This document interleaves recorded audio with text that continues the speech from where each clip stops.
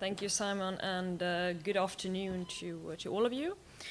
I will be relatively brief in my remarks. I know that we will have plenty of opportunities to discuss later. I wanted to focus on the title of the second panel, which is, as you know, bilateral versus multilateral dialogue.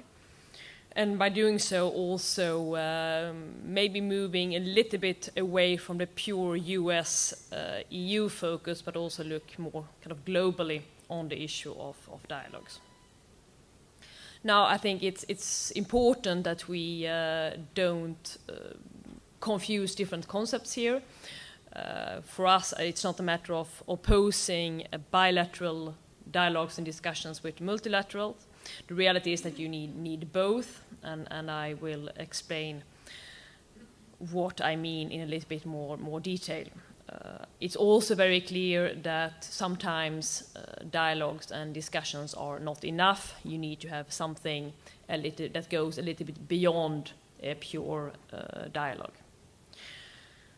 3 examples to illustrate what I have in mind here. If we start with the G20, if you wish, the multilateral dialogue and exchange per excellence.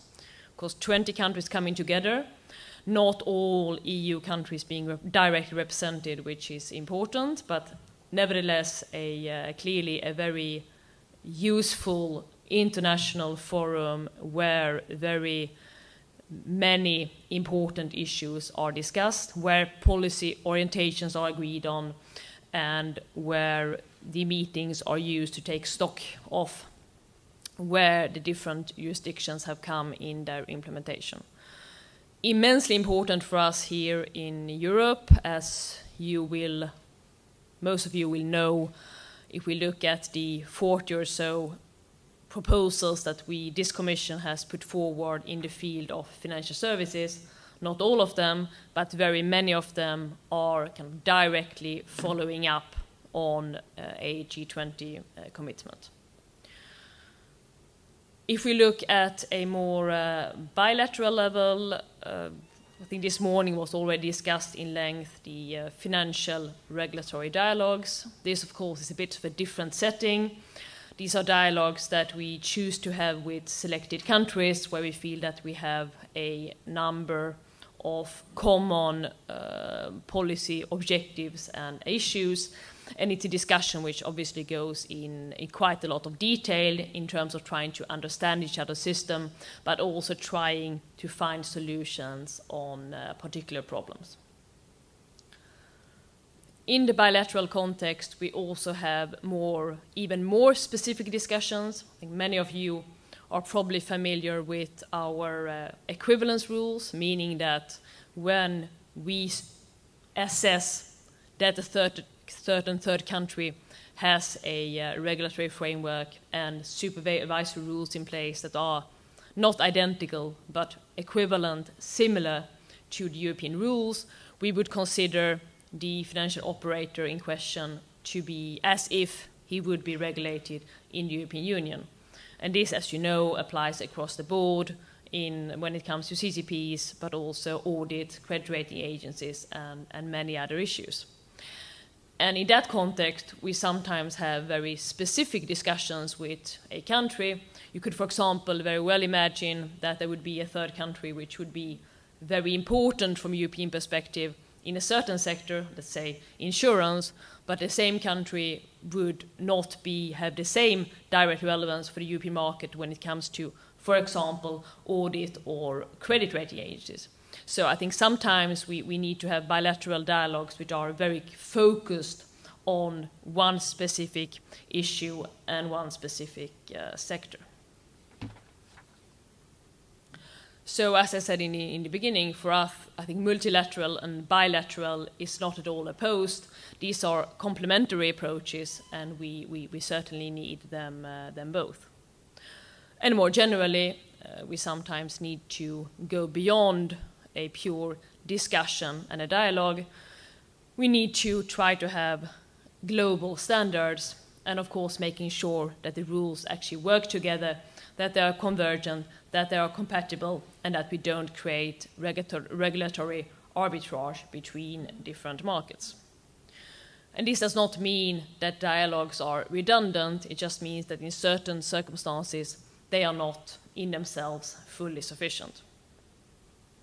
If we look at the global standard setting, I think it's fair to say that we come a very long way if we look at the Basel Committee, the Financial Stability Board, IOSCO, and many others. This means that most of the big jurisdictions should have similar rules in place for the most important financial operators. This does, of course, not mean that rules will be identical. We are not at the point where you could think about a kind of global code that would apply to all financial institutions. We have regional and local specificities, which we, of course, should take into account, and that's what we're doing. But nevertheless, it's important that the basic concepts remain the same and that rules work well together.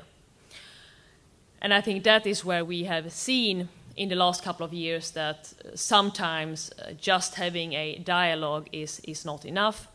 You need to make sure that we have a real cooperation, that rules do work together, that they're compatible, that they don't lead to market fragmentation and a negative, at the end, a negative impact on financial stability. And in order to make sure that this doesn't happen, we need the real practical tools. That means that we can actually solve problems when they arise, that we don't only discuss and exchange and agree that we have a problem, but that we actually also have the means and the methods to actually solve issues. And that is maybe where a concept which is purely based on a dialogue has its inevitable limits, because you will come to a situation where you discuss and you understand where the other party comes from, but you still have a problem which you need to solve. So I think my final remark in this context is that we need more than just dialogues. We need cooperation. We need cooperation which is based on, of course, a thorough understanding of each other's rules, but also it very much boils down to trust. So having global standards and around that building a network of cooperation which is based on, of course, mutual recognition and, very importantly, mutual trust between different countries and different regulators. Thank you.